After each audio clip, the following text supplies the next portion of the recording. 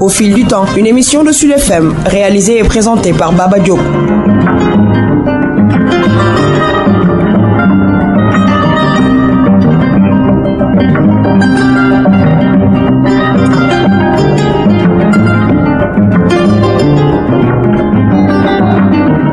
Au fil du temps, le temps tisse sa toile et nous donne le temps de goûter à ses délices.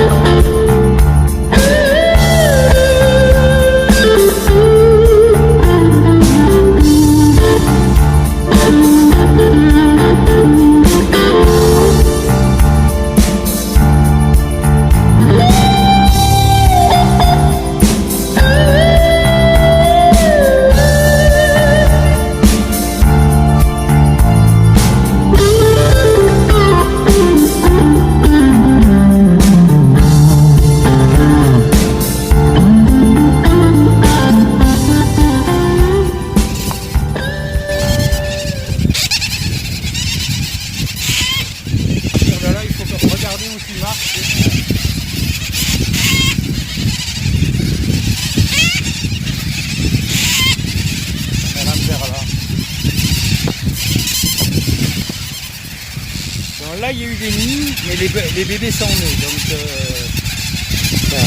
voilà. Tout ça, ça a été des nids. Là. Ça, c'est là. Bonjour et bonsoir à tous. Au fil du temps, entreprend aujourd'hui un voyage dans le pays des oiseaux. Pas au parc de Djoudj, mais sur la langue de Barbarie à Saint-Louis du Sénégal, avec pour guide un Français basque devenu gandiolé. Au fil de cette émission, nous serons accompagnés du chant des sternes, des mouettes et autres hérons. Les pélicans ne sont pas loin. Jean-Marie Dupart est franco-sénégalais.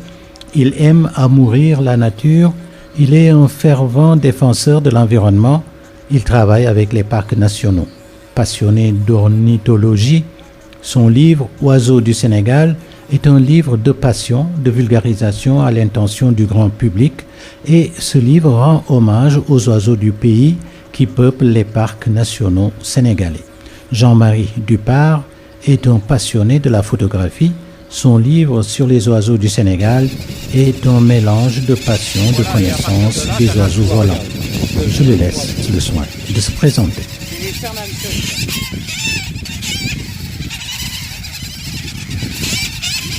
Je m'appelle Jean-Marie Dupart, je suis un spécialiste d'environnement et ornithologue. Et depuis 15 ans, je travaille sur la problématique de l'érosion côtière à Saint-Louis et donc de l'ouverture de la brèche et de l'érosion qui était due à l'ouverture de la brèche sur toute la partie de Gandiol et sur toute la langue de Barbarie. Voilà, et à partir de là, tu vois, regarde.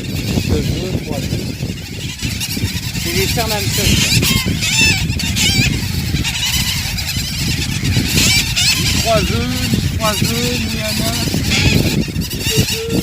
Qu'est-ce qu'un Basque vient voir dans le gandiolé? J'ai une vieille histoire avec le Sénégal puisque mon père a travaillé à l'aéropostale dans les années 1930 jusqu'en 1940, enfin pas tout à fait, et que mon frère, qui a 20 ans de plus que moi, est né au Sénégal, est né à Saint-Louis en 1936. Voilà un peu la raison qui m'a fait venir au Sénégal pour la première fois à 20 ans, en 1976. Donc je suis venu et ça fait 45 ans que je viens régulièrement au Sénégal pour m'y installer définitivement il y a 15 ans. Quelle a été à l'origine l'amour justement des oiseaux? Parce que je suppose que ça ne vient pas tout seul. Alors, si, ça vient un peu tout seul. Moi, je suis né dans un endroit qui est un magnifique endroit du sud des Landes, où il y a des lacs, où il y a l'océan, où il y a des rivières exactement comme Saint-Louis. D'ailleurs, mes amis, au début, quand ils voyaient mes photos, ils rigolaient parce qu'ils m'ont dit « T'as fait 6000 km pour venir te mettre au même endroit ». Et on avait beaucoup d'oiseaux. Et moi, depuis tout petit, avec mon frère, justement, j'allais regarder les oiseaux. Et le premier cadeau d'adulte qu'il m'a fait, c'était une paire de jumelles et un appareil photo pour immortaliser les oiseaux que je regardais au bord du lac ou au bord de l'océan. Voilà. Qu'est-ce que ces oiseaux-là ont de passionnant? Alors, ils ont beaucoup de choses de passionnantes. La première, c'est que ces espèces qui paraissent complètement anodines sont très très intéressantes dans leur comportement. Et ce que j'aime moi, au-delà de savoir le nom d'un oiseau, c'est de comprendre comment il fonctionne. Et d'ailleurs, on aurait beaucoup de leçons à apprendre si on regardait un peu plus le comportement des oiseaux, justement. Quel est ce comportement? Alors, je prends un exemple, c'est sur la nidification. Les oiseaux sont capables, tout seuls, de gérer le volume de naissance à l'année selon la présence de nourriture. Et on se rend compte que des colonies d'oiseaux comme ici, les sternes et les goélands, sont capables, s'il n'y a pas assez de poissons pour une raison XY, de beaucoup moins faire d'œufs que les autres années. Parce qu'ils savent qu'ils ne pourront pas nourrir les petits.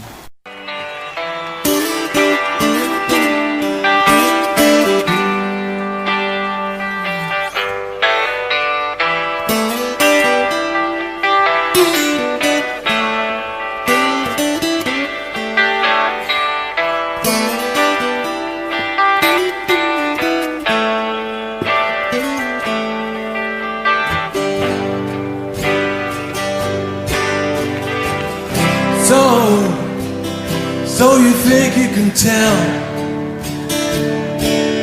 heaven from hell, blue skies from pain? Can you tell a green field from a cold steel rail, a smile from a veil? Do you think you can tell? And did they get you to trade your heroes and ghosts, hot ashes for tree and hot air for cold comfort for change? And did you exchange a walk-on part of the war for lead road?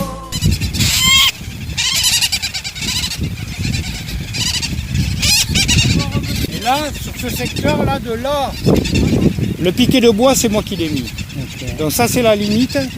Et elles vont jusqu'au fond là-bas, pratiquement là, jusqu'à là où on était tout à l'heure. Okay. Il y a 4500 nids. C'est fabuleux ce coin, c'est extraordinaire. Et ça, je te dis, je veux le protéger absolument. Tout à l'heure, on a visité effectivement le lieu de nidification sur la langue de Barbarie. Quelles sont les espèces d'oiseaux qui viennent migrer ici? Alors, il y a deux choses. Les oiseaux qui nichent ici ne sont pas des migrateurs par définition, puisque les oiseaux migrateurs remontent nicher en Europe et viennent passer l'hiver ici pour pouvoir se nourrir et s'engraisser. Donc, les oiseaux qui nichent ici l'été sont essentiellement des mouettes, des sternes et de la famille des hérons, aigrettes, hérons garde-bœuf, hérons cendrés, etc. Et les oiseaux qui nichent ici l'hiver, le principal et le plus connu, c'est le pélican blanc du Djoudj, qui vient nicher sur l'îlot de nidification du Djoudj. Après, les autres oiseaux qu'on voit ici à longueur d'année, et surtout l'hiver, ce sont des oiseaux migrateurs, donc ils vont nicher en Europe l'été, et qui vont redescendre au mois de août, septembre, octobre, pour passer l'année ici, s'engraisser, pouvoir se nourrir, parce qu'en Europe, il fait trop froid et les conditions sont plus compliquées pour eux. Est-ce que toutes les espèces qu'on a vues tout à l'heure sur la langue de Barbarie ont le même comportement? Alors, oui et non. Le même comportement, oui, puisque ce sont des espèces qui nichent en colonie, et ce sont des espèces qui sont très grégaires, Elles sont toujours en nombre, toujours regroupées. Il y a quelques exceptions, mais comme les hérons qu'on n'a pas vus, qui eux sont plutôt solitaires toute l'année et de manière assez bizarre vont se mettre en colonie juste au moment de la reproduction. Donc ils ont quelques comportements différents, effectivement. Mais le comportement principal de tous les oiseaux, quel qu'il soit, il est simple. Il y a deux raisons à la présence d'oiseaux quelque part. La première, c'est la tranquillité. Et la deuxième, c'est la nourriture. Il n'y en a pas d'autre. On a vu que ce qui m'a étonné tout à l'heure, parce qu'en général, quand on parle de nidification, on voit un oiseau faire son nid, l'entourer de brindilles. Or là, quand on a visité, c'est vraiment à même le sol, c'est à même le sable. Ça dépend des espèces. Donc en règle générale, effectivement, les espèces comme les sternes nichent sur le sable, sur la plage, font un vague trou pour éviter que l'œuf roule. Mais c'est tout, voilà, s'arrête là. Et alors, on remarque qu'il y a quelques coquillages autour des œufs, on ne sait pas trop.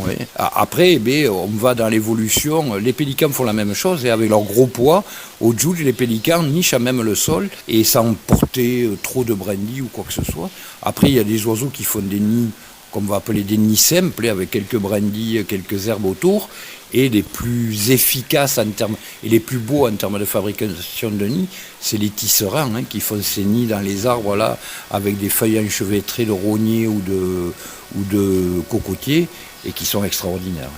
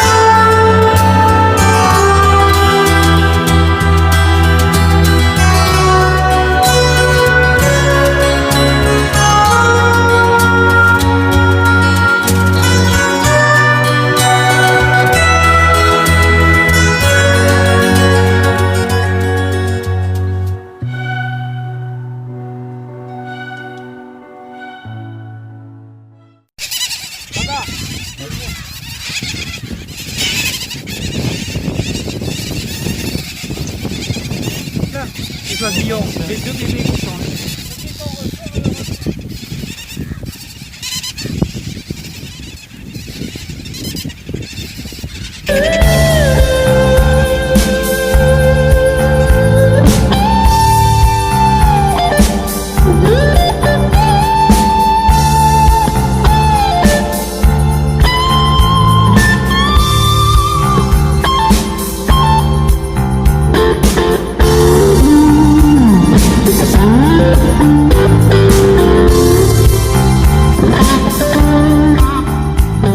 Comment, dans ces oiseaux-là, reconnaît-on au vol un mâle d'une femelle?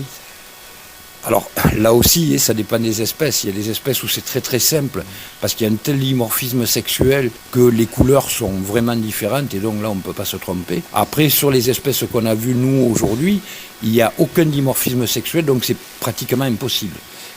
Une sterne royale mâle et une sterne royale femelle, c'est le même oiseau, donc on est incapable de faire la différence.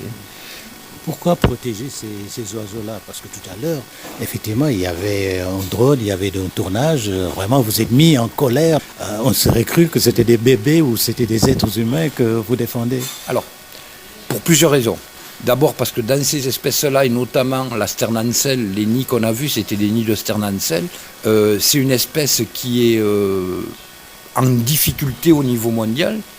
Donc, risquer de perturber une nidification peut encore aggraver le cas de l'espèce. Et la deuxième raison, c'est que ces oiseaux-là, peuvent quitter le nid et donc il faut essayer de ne pas les perturber. Et s'ils viennent chez nous et s'ils viennent à cet endroit-là, c'est que justement ils ont le calme. Donc voilà, il faut leur laisser ce calme-là, quoi. L'étendue et le silence, disons, font que ces oiseaux qui sont sur la langue barbarique, difficiles d'accès, sont presque naturellement protégés. Mais ils choisissent, c'est pas un hasard du tout. C'est-à-dire que ces oiseaux-là ne vont jamais nicher dans un endroit où des prédateurs potentiels vont venir, que ce soit l'homme ou des chiens ou des varans. Ils vont toujours se mettre dans un endroit très isolé, et souvent c'est des îles, purement et simplement. Sur la langue de Barbarie, ce qu'on a vu aujourd'hui, c'est complètement exceptionnel, puisque c'est le premier site de reproduction de Sternancelle au Sénégal. Et c'est le premier endroit où elle niche pas sur une île. Donc vraiment, c'est exceptionnel. Il y a d'ailleurs des scientifiques anglais et français qui vont venir pour constater le site de reproduction là malheureusement avec le Covid, on ne sait pas s'ils viendront ou pas, mais normalement ils vont venir à fin juillet pour voir le site de reproduction. C'est un peu difficile, pénible, parce que je vois que vous comptez les nids. Oui. Il y en a combien et pendant combien de temps? Est-ce que c'est tous les ans? Voilà, c'est tous les ans.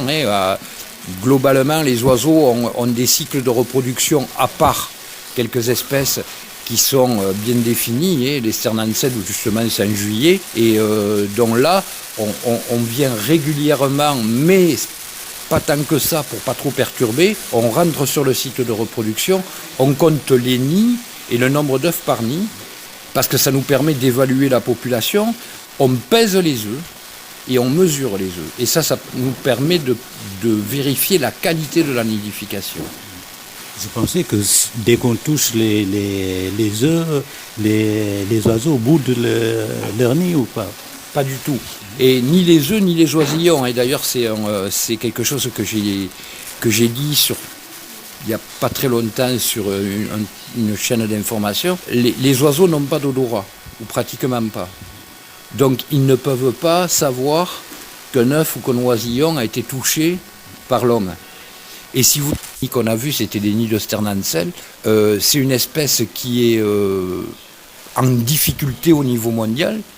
Donc risquer de perturber une nidification peut encore aggraver le cas de l'espèce. Et la deuxième raison, c'est que ces oiseaux-là peuvent quitter le nid et donc il faut essayer de ne pas les perturber. Et s'ils viennent chez nous et s'ils viennent à cet endroit-là, c'est que justement ils ont le calme. Donc voilà, il faut leur laisser ce calme-là, quoi.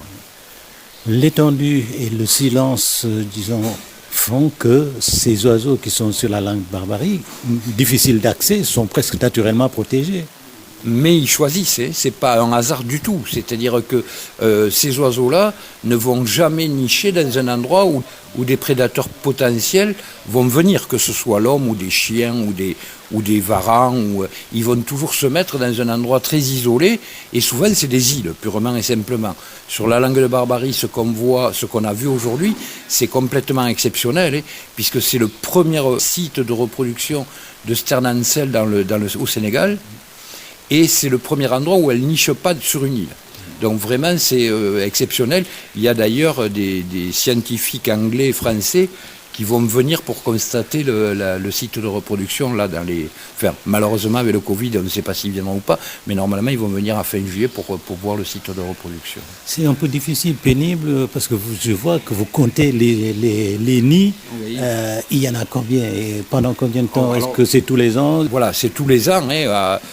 Globalement, les oiseaux ont des cycles de reproduction à part quelques espèces qui sont bien définis. Les Sternancelles, où justement c'est en juillet. Et donc là, on vient régulièrement, mais pas tant que ça pour pas trop perturber. On rentre sur le site de reproduction, on compte les nids et le nombre d'œufs par nid, parce que ça nous permet d'évaluer la population.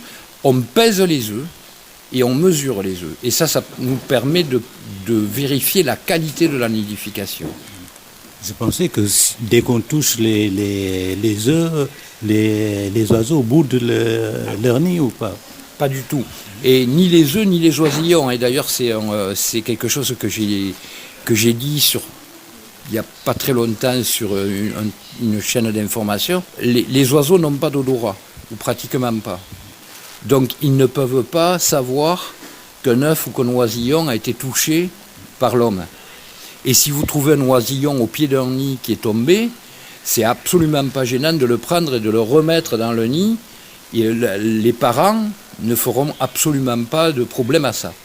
Là, tout à l'heure, on a vu quand même une chose exceptionnelle, un nid où il y avait 5 œufs. Voilà, alors les sternancelles, la moyenne des nids normales, c'est 1,8 œufs par nid. Et donc on a souvent des nids à 1 œuf, à 2 œufs et à 3 œufs.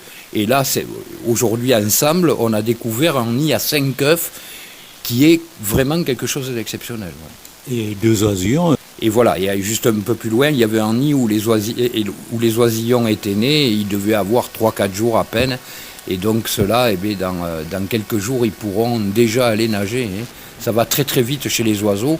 Au bout de 3 mois, les oiseaux, alors ça aussi c'est une règle générale, au bout de 3 mois, pratiquement toutes les espèces d'oiseaux ont la taille et la capacité physique des parents. C'est-à-dire que dans 3 mois, ces oisillons que vous avez vus qui pèsent 3,5 grammes, ils feront 25 cm et ils pèseront 800 grammes.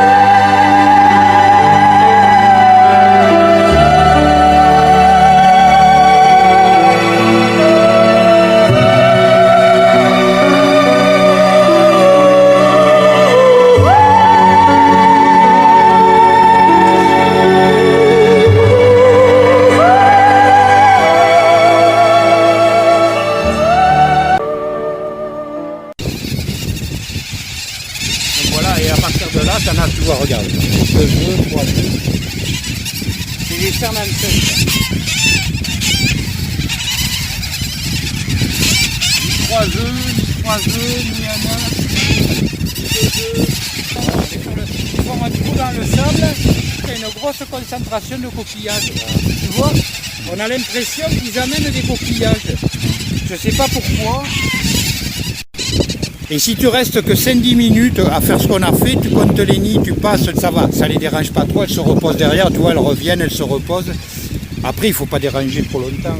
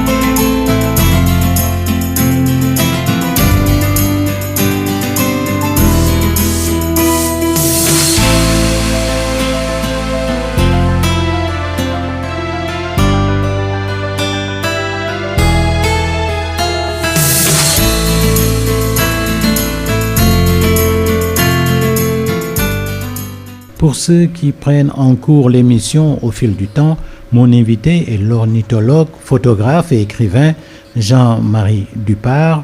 Il est ingénieur agronome Passionné d'environnement et d'ornithologie, il collabore avec de nombreux ornithologues professionnels dans des projets sur les oiseaux migrants et en particulier le balbuzard pêcheur. Il collabore avec le Parc national de la langue de Barbarie, avec aussi le parc de Djoudj.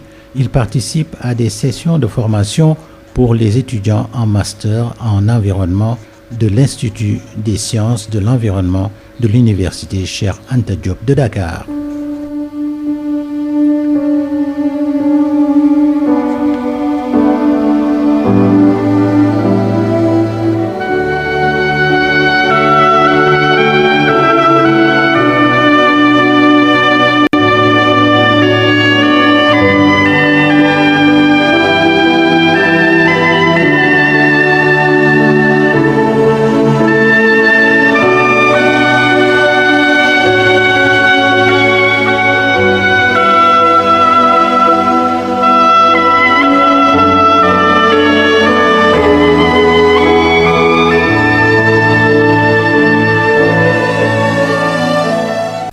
Attaqué par l'érosion marine, puisque nous sommes à la brèche, pas loin aujourd'hui, il faut quand même les protéger.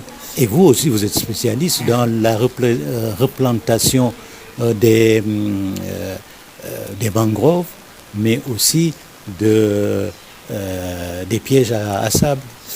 Alors oui, là où on a été aujourd'hui, c'est la partie nord de la brèche. Un peu compliqué à expliquer comme ça, sans photo et sans schéma. Mais disons que c'est dans une partie qui naturellement est en train de se reconstituer au fil du temps. Donc il y a 1 kilomètre de langue de Barbarie qui se reconstitue naturellement. Et ça fait un énorme banc de sable. Et donc pour stabiliser ces bancs de sable, on travaille en plusieurs étapes. Et d'abord faire des pièges à sable, c'est-à-dire faire monter des dunes pour mettre ces bancs de sable hors d'eau, et ensuite des plantations côté mer de Filao et côté intérieur, côté fleuve de mangrove. Pour ceux qui n'ont pas ou auront l'occasion peut-être de visiter ces pièges à sable, comment on peut les décrire?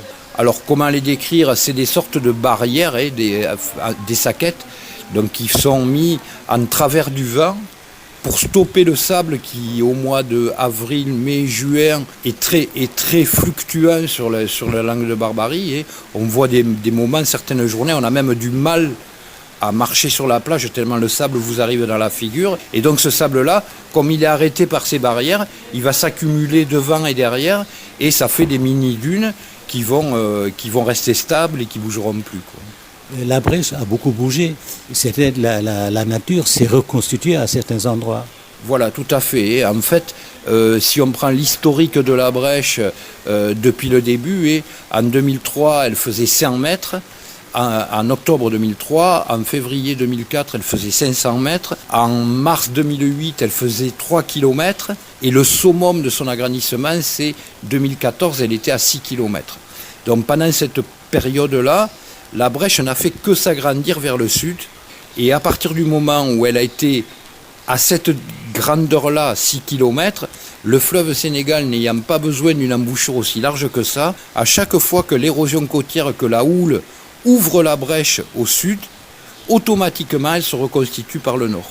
Et donc maintenant, depuis 2014, depuis 6 ans, elle est en train en fait de dériver. Elle dérive vers le sud et elle va revenir, on peut penser, à l'endroit de l'embouchure naturelle du fleuve Sénégal, mais malheureusement en dévastant encore 15 km de langue de Barbarie. Et le côté positif, c'est que derrière, quelques années plus tard, ça se reconstitue tout seul. C'était aussi un lieu d'agriculture. Alors la langue de Barbarie, à cet endroit-là, au sud de Saint-Louis, c'est le début des Niayes. C'est-à-dire, c'est les premiers endroits où on trouve une nappe phréatique d'eau douce très très près de l'eau salée. Et donc, de tout temps à jamais, les Saint-Louisiens, les Gandiolais, venaient cultiver le chou paumé, le bissap, les tomates, etc. sur la langue de Barbarie. Donc leurs jardins ont disparu avec le passage de la brèche. Et depuis 2014, la langue en se reformant, le système écologique est en train de se reformer exactement à l'identique. Et donc, de nouveau, dans la langue qui s'est reformée, les gens reviennent faire du maraîchage et la nappe phréatique et les puits d'eau douce sont réapparus. C'est ça qui est absolument extraordinaire. Ça a passé 6 ans dans l'embouchure, 6 ans sous l'eau salée, sous l'eau de mer, sous la houle, sous les vagues, et là vous voyez que, au fur et à mesure que ça se reconstruit, tout revient à l'identique d'avant. Et c'est une extraordinaire leçon pour nous. On a fait une erreur, on ne va pas s'attarder là-dessus, cette brèche est une erreur phénoménale, mais la nature africaine a la capacité à se reconstituer toute seule. Et c'est un des discours que j'ai par rapport à toutes les promesses qui ont été faites de digage, de dragage, etc. Quand on voit la capacité qu'a la nature à se reconstituer seule, c'est pas la peine d'aller mettre des milliards là-dedans. Accompagnons-la avec des méthodes douces et pas dures et pas franchement agressives envers elle. Et on mettra du temps, c'est sûr. Il mettra 20 ans, 25 ans pour revenir à la normale, mais on y arrivera.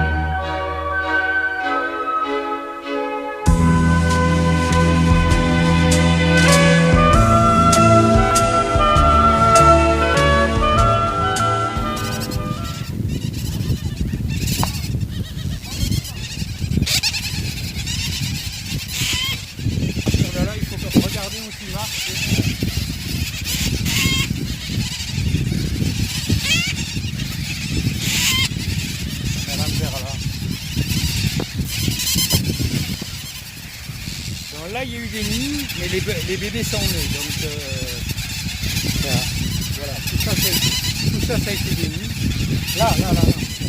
Ça, c'est rare ici. Il y a un nid avec... Donc voilà, et à partir de là, ça n'a plus à regarder. 2 œufs, 3 œufs. C'est des fermenteurs.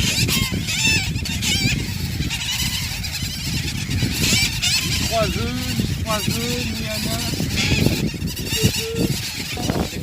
Ils font un trou dans le sable, il y a une grosse concentration de coquillages. Tu vois, on a l'impression qu'ils amènent des coquillages.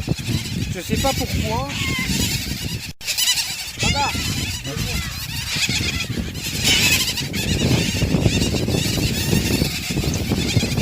Là, les oisillons, les 2 bébés qui sont là.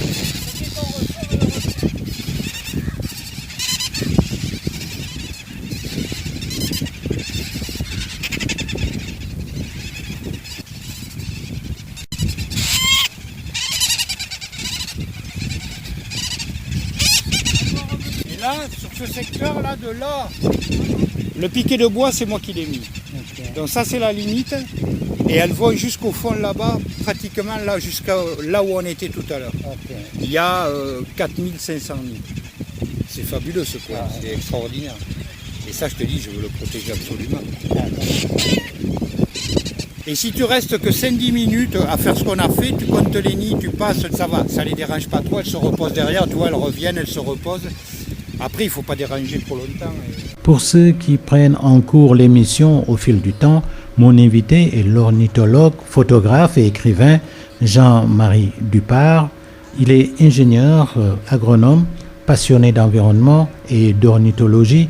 Il collabore avec de nombreux ornithologues professionnels dans des projets sur les oiseaux migrants et en particulier le balbuzard pêcheur. Il collabore avec le Parc national de la langue de Barbarie, avec aussi le Parc de Djoudj. Il participe à des sessions de formation pour les étudiants en master en environnement de l'Institut des sciences de l'environnement de l'Université Cheikh Anta Diop de Dakar.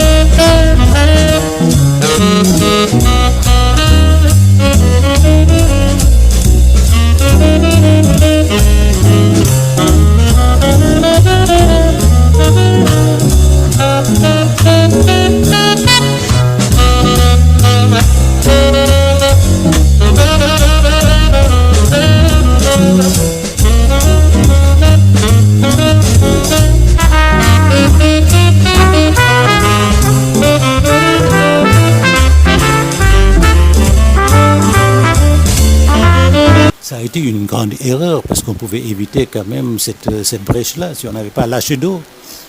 Voilà, alors l'erreur de base, le choix de base, mais voilà, on ne refera pas l'histoire. C'est l'emplacement du barrage de Diama qui est trop près de l'embouchure finale du fleuve Sénégal et qui a fondamentalement changé les 20 derniers kilomètres de son lit et donc qui a changé le biotope de Saint-Louis et de sa région. On n'a plus que de l'eau salée pratiquement toute l'année, les nappes phréatiques se sont salinisées, il y a eu des tas de problèmes et dont le problème principal était les lâchers d'eau du barrage qui venaient faire des inondations sur Saint-Louis.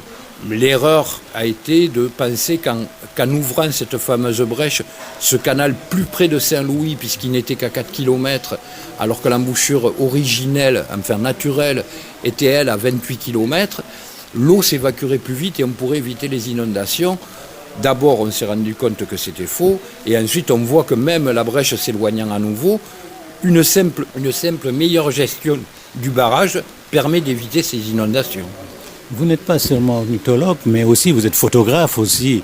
Oui, alors mais la photographie vient de l'ornithologie, c'est-à-dire que quand on voit des oiseaux, eh bien on a envie d'immortaliser entre guillemets ces oiseaux qu'on voit, pour après eh bien, soit faire des fiches, soit faire des livres comme j'ai fait, etc. Et donc petit à petit, je suis devenu, depuis l'âge de 16-17 ans, photographe, on va dire de bonne qualité. Je ne suis pas Franck Cappa ou quelqu'un comme ça, mais j'estime que je fais de la bonne photo.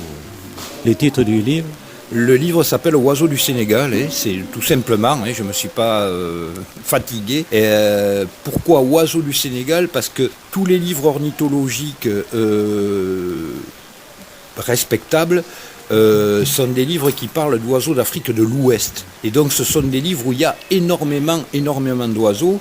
Et pour le commun des mortels, je ne parle pas pour l'ornithologue confirmé, c'est toujours très compliqué de se retrouver dans ces livres-là. Et j'ai voulu faire un livre beaucoup plus ciblé sur le Sénégal et beaucoup plus simple d'accès pour que les gens qui ne sont pas forcément des ornithologues mais des amoureux de la nature puissent avoir un document simple à avoir.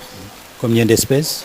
Alors, dans ce livre-là, il y a 180 espèces, alors qu'au Sénégal, il y en a plus de 300. Donc, c'est une volonté de ce que je viens de vous expliquer. C'est-à-dire, c'était pas forcément mettre les espèces rares. Peut-être que je ferai prochainement un livre sur les espèces rares du Sénégal, mais mettre les espèces que l'on voit quotidiennement et où beaucoup de gens ne savaient même pas les noms, leur comportement, etc.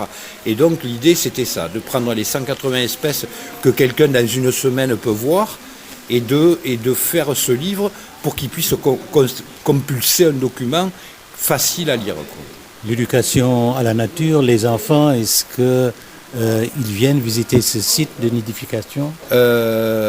Oui, alors en dehors de tout ce dont on a parlé, effectivement, on fait de la sensibilisation à l'environnement. Donc, alors, c'est encore à l'état de bribe, on va dire, mais tous les villages qui sont proches du fleuve ou qui sont dans les parcs nationaux, tous les villages, on va faire de la sensibilisation à l'environnement auprès des enfants dans les écoles, mais pas que, auprès des adultes aussi. Et tout à l'heure, notre ami réalisateur était surpris parce que les jeunes des villages font tous très attention. Et c'est eux même les premiers qui m'avertissent. Ils me connaissent tous. Ils me disent « Jean, on a vu beaucoup d'oiseaux là, il doit y avoir quelque chose, c'est spécial. » Et donc moi je viens avec eux, je vais regarder, mais voilà. D'accord, mais il y a aussi quelque chose qui est terrible quand même, c'est la pollution. Les îles qu'on a vues, comme il y avait pas mal de déchets, le plastique, des filets. Alors oui, ça c'est la catastrophe du Sénégal et qui s'amplifie avec la démographie. Plus il y a de monde, plus il y a de déchets humains. Ça c'est d'une logique imperturbable. La problématique est un de mes chevaux de bataille quand je discute de tourisme, et là on ne parle même plus d'environnement. Les gens, ils vous parlent de projets, de choses extraordinaires. Je leur dis, commencez par nettoyer le pays, commencez par mettre en place des systèmes de ramassage dans les grandes villes, afin que les gens ne soient pas obligés de jeter le plastique, parce qu'où ils vont le mettre? S'il n'y a pas de système de récupération, ils ne peuvent pas le garder chez eux indéfiniment. Donc la première préoccupation du Sénégal, d'après moi, dans les années à venir, ça va être effectivement de créer un vrai recyclage des déchets plastiques, un vrai recyclage des déchets humains, c'est-à-dire les couches culottes, tout ce qu'on peut trouver, pour éviter de polluer la nature qui nous entoure et pour éviter d'avoir la même erreur qu'ont eu les Occidentaux. Parce qu'il faut arriver à comprendre une chose, c'est que ces phénomènes-là a existé en Europe il y a 60 ans ou 80 ans. Et en Europe, après, il n'y avait plus de poissons dans les rivières, il n'y avait plus d'oiseaux dans les arbres parce qu'il n'y avait plus de poissons, etc., etc. Et aujourd'hui, nous, on a encore la chance de pouvoir éviter ce drame, donc faisons-le. Tout à l'heure, les oiseaux n'étaient pas du tout contents. Ils parlent entre eux, ils ont failli nous... En tout cas, ils ont montré qu'ils n'étaient pas contents. Ils survolaient en piaillant autour de nous. C'était dégagé, dégagé. Oui, oui, tout à fait. Et vous savez, il y a une vieille expression française qui traite les femmes qui protègent leurs petits de mères poules. Hein? Et moi, mes filles enfants, moi j'ai vu une poule attaquer ma fille qui à l'époque avait 3 ou 4 ans parce qu'elle s'était trop approchée de l'endroit où elle avait fait les petits. Et les oiseaux ont une énorme volonté de protéger leur progéniture qui est incroyable. Hein. Vous prenez un oiseau qui pèse 100 grammes ou 150 grammes, il est capable de faire face à un varan pour protéger ses oisillons, alors qu'on sait que le varan est un mangeur d'œufs et d'oisillons, justement. Alors, après, le travail continue, toujours sur la langue de Barbarie, avec bien sûr l'association des riverains ou des habitants dans le Gandiolé. Vous-même, vous êtes Gandiolé. Oui, alors on continue, on n'arrêtera pas, je arrêterai à un moment donné, mais je veux dire, c'est ce qui me fait vivre, c'est une des raisons pour laquelle je suis bien, entre guillemets, au Sénégal. Je suis venu ici pour finir ma passion, finir ma vie en vivant ma passion. Donc effectivement, on continuera à travailler tant qu'on pourra et tant qu'on aura les moyens physiques de le faire. Et la relève? Et la relève se forme. Hein. Aujourd'hui, il y a de jeunes Sénégalais qui sortent d'écoles de haut niveau, comme l'ENEA, comme l'ISE, l'Institut des sciences de l'environnement, à Dakar, et qui aujourd'hui sont des gens qui sont largement capables de prendre la relève. Vous travaillez aussi avec les eaux et forêts? Alors je travaille effectivement avec eux, avec les étudiants, avec les eaux et forêts, avec les parcs nationaux. Et par contre, justement, à ce propos-là, je trouvais qu'il serait intéressant de créer des diplômes beaucoup moins importants. Je veux dire, quand vous avez des doctorats, il faut des intellectuels, mais il faut aussi des gens de terrain. Et donc moi, j'avais demandé à la faculté ici, à l'UGB, de créer un petit doctorat, un petit BTS d'environnement, pour que les gens comprennent ce qui se passe et cette capacité-là, mais soient aussi des hommes de terrain, parce qu'il faut des têtes pensantes, mais il faut des jambes et des bras à un moment donné pour aller réaliser les travaux. Quoi. Bon vol, comme on dit. Oui, bon vol, oui. Merci. Au fil du temps, c'est fini. Mon invité était Jean-Marie Dupart, un passionné d'environnement et d'ornithologie. Il collabore avec le Parc national de la langue de Barbarie, également le Parc du Djoudj. Il participe à des sessions de formation pour les étudiants en master en environnement de l'Institut des sciences de l'environnement de l'Université Cheikh Anta Diop de Dakar. Au fil du temps, c'est donc fini. À jeudi prochain.